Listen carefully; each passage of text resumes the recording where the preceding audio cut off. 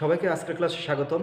গত ক্লাসে আমি বিয়ার-ল্যাম্বার্ট সূত্রের প্রাথমিক প্রেক্ষাপট আসলে আলোচনা করেছিলাম যে একটা সেলের মধ্যে দিয়ে আলো প্রবাহিত হলে পরে সেই আলোটা যে সেল কর্তৃক শোষিত হয়, কিছুটা অংশ প্রতিফলিত হয় এবং সেলের মধ্যে যে আমরা দ্রাবক বা দ্রবণ রাখবো তা সেটা দ্বারা শোষিত হয়, সেই কথা আলোচনা করেছিলাম এবং বোঝাতে চেয়েছিলাম যে দ্রাবক দ্রবণ দ্বারা যদি আলো শোষিত হয় সেক্ষেত্রে একটা দ্রাবক দ্রবণ দ্বারা আলাদাভাবে আলোক শোষণের পরিমাণ ভিন্ন হবে এবং তাদের পার্থক্য দ্বারা আমরা একটা পদার্থকে কিন্তু শনাক্ত করতে পারবো। এখন আমরা প্রথমে যে সূত্রটা আলোচনা করব সেটা হচ্ছে লাম্বার্টের সূত্র। কোনো স্বচ্ছ মাধ্যমের মধ্যে দিয়ে কোনো নির্দিষ্ট তরঙ্গদৈর্ঘ্যের আলোকরশ্মি প্রবাহিত করলে মাধ্যমের পুরুত্বের সাপেক্ষে আলোকের তীব্রতা হ্রাসের হার আলোকের তীব্রতার সমানুপাতিক।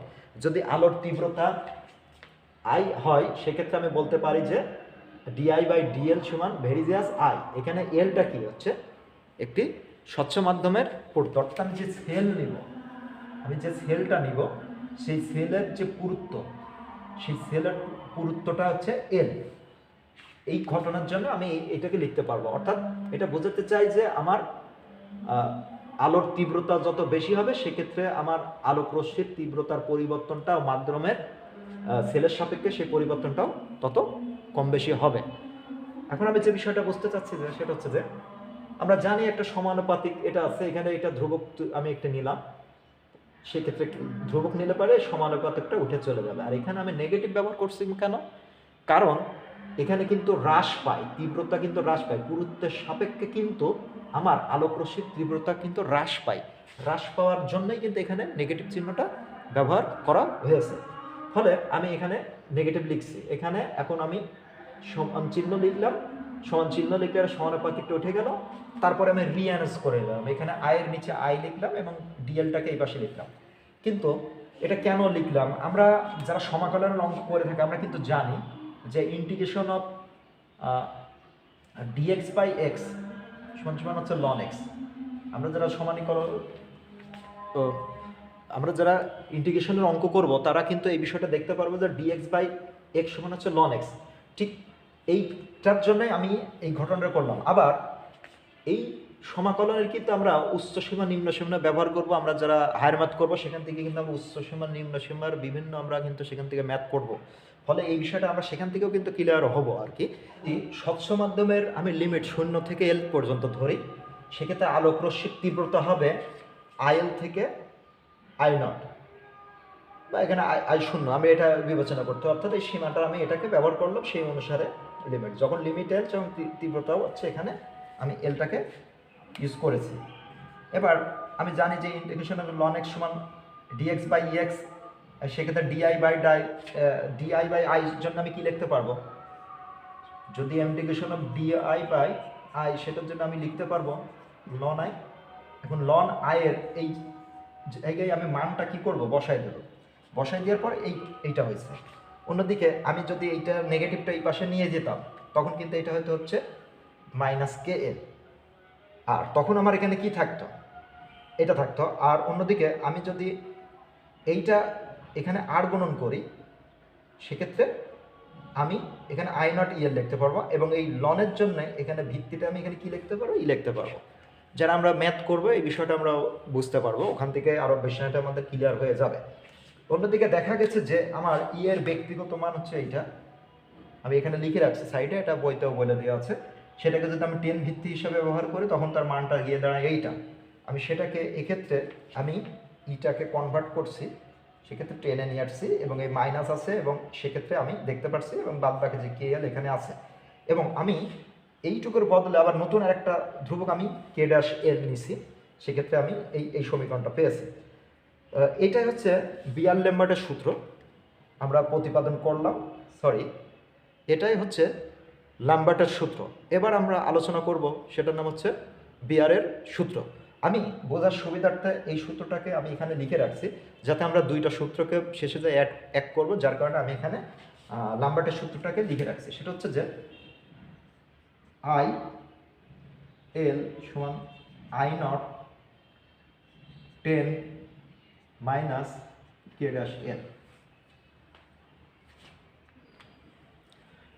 এখন আমি কি করব? বিয়ারের সূত্র আলোচনা করব। আসলে লাম্বার্টের সূত্র যা বিয়ারের সূত্র যা, লাম্বার্টের সূত্র হচ্ছে মাধ্যমের পুরুত্বের জন্য আর বিয়ারের সূত্র হচ্ছে যে দ্রবণের ঘনত্বের জন্য। অর্থাৎ কোনো স্বচ্ছ মাধ্যমের মধ্য দিয়ে কোনো নির্দিষ্ট তরঙ্গদৈর্ঘ্যের আলোকরশ্মি প্রবাহিত করলে দ্রবণের ঘনত্বের সাপেক্ষে আলোকের তীব্রতা হ্রাসের হার আলোকের তীব্রতার সমানুপাতিক। ফলে এখানে দ্রবণের ঘনমাত্রার সাপেক্ষে আলোকের তীব্রতার যে পরিবর্তন হ্রাসটা হবে সেটা কার সমানুপাতিক লিখছি, সেটা হচ্ছে আমি আলোক তীব্রতার সমানুপাতিক লিখছি। ফলে এখানেও আমি কি করতে পারি যে এখানে আমি একটা ধ্রুবক নিলাম, এখানে ধ্রুবক নিলে এটা উঠে যাবে সমানুপাতিকটা, এখানে একটা আমি এটাকে রিঅ্যারেঞ্জ করে লিখলাম, এখানে ডিসিটা এখানে লিখলাম, এখানে লিখলাম, পরে আমি উভয় পক্ষে সমাকলন করলাম। আমি জানি integration of D X by X সমান কি লন এক্স হয়, সেক্ষেত্রে আমি এটাকে যদি আমি লিখি যে ডিআই বাই আই, সেক্ষেত্রে এটা হতো কত লন আই। অন্যদিকে আমি লন আই-এর জন্য যে মানগুলো আছে সেই মানগুলো যদি বসাইতাম, সেক্ষেত্রে এটা শূন্য থেকে সি, যে এখানে মান বসাইলে পরে সি হবে, কারণ আমি জানি কি ইন্টিগ্রেশন অফ ডিএক্স সমান এক্স হয়, কারণ এখানে কে বাইরে আছে ধ্রুবক, এখানে আমি সি লিখলাম।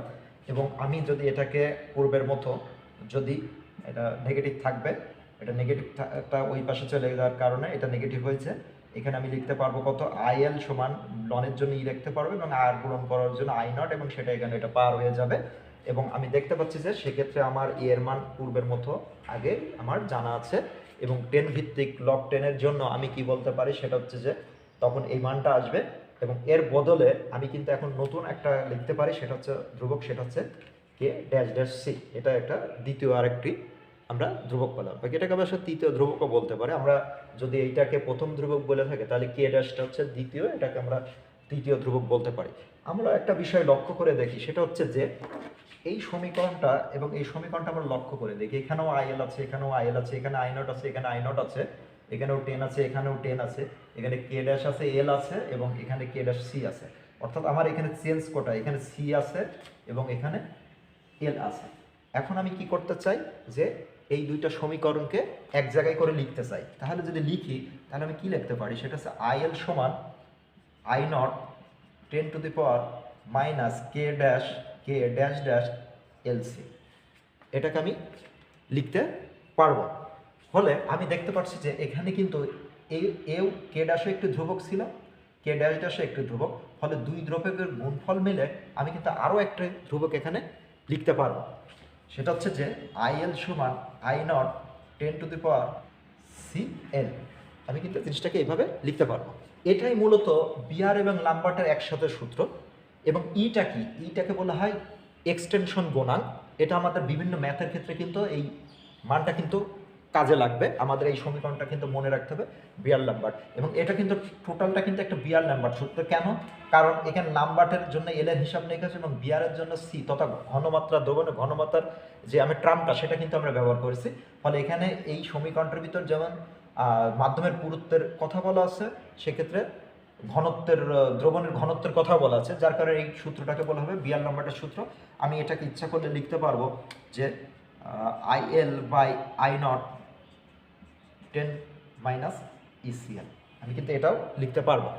এভাবে আমরা এই মানটাকে হিসাব করতে পারবো। ফলে আমি এখানে এই সমীকরণ আসার পর, এখান থেকে এটা পাওয়ার পর আমি এখানে যদি লগ নিই, সেক্ষেত্রে লগ নিয়ে যদি এটাকে উল্টা করে দিই, আই10 বাই আইএল লিখি, আর সেক্ষেত্রে মাইনাসটা এই পাশে চলে আসছে এবং উল্টা হওয়ার কারণে মাইনাসটা অমিট হয়ে যাবে, এবং আমি সেখানে লিখতে পারবো হচ্ছে ইসিএল। এবং মজার ব্যাপার হচ্ছে যে এই মানটাকেই বলা হয় অ্যাবজর্বেন্স, সমান হচ্ছে ইসিএল। একটি মজার বিষয় হচ্ছে যে বর্ণালিমিতে আমরা যেটা পড়ে থাকি, এই বর্ণালিমিতের মূল ধারণা কিন্তু বিয়ার লাম্বার্ট সূত্রের উপর প্রতিষ্ঠিত, এবং সেখানে কিন্তু অ্যাবজর্বেন্সের একটা ব্যাপার সেখানে দেখে। এবং আমাদের যে বই আছে সেই বইতে কিন্তু এ সমান ইসিএল থাকবে, এবং এইগুলো যে কোনো তিনটার মান দেওয়া থাকবে এবং একটার মান কিন্তু আমাকে হিসাব করে বের করতে হবে, এবং এগুলো আমাদের ছোটোখাটো বিভিন্ন ম্যাথে কিন্তু কাজে লাগবে। আজকের ক্লাস আমি এই পর্যন্ত শেষ করছি।